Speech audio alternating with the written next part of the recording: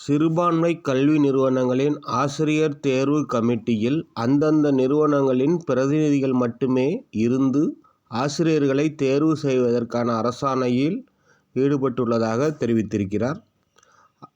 ஆசிரியர் தகுதி தேர்வு பிரச்சினையில் சிறுபான்மை கல்வி நிறுவனங்கள் சந்திக்கின்ற சிரமங்களை பற்றி ஆராய்ந்து வழக்கு விசாரணையை நீடிப்பதற்கு பதிலாக உச்சநீதிமன்றத்திலிருந்து வழக்கை வாபஸ் பெற்றதையும், இந்த நடவடிக்கையை தொடர்ந்து டெட் தேர்வு தொடர்பான அரசியலமைப்பு சட்ட கேள்வி குறித்து மாண்புமை உச்ச நீதிமன்றம் 7 நீதிபதிகள் கொண்ட அமர்வு ஆராய உத்தரவிட்டிருக்கிறது.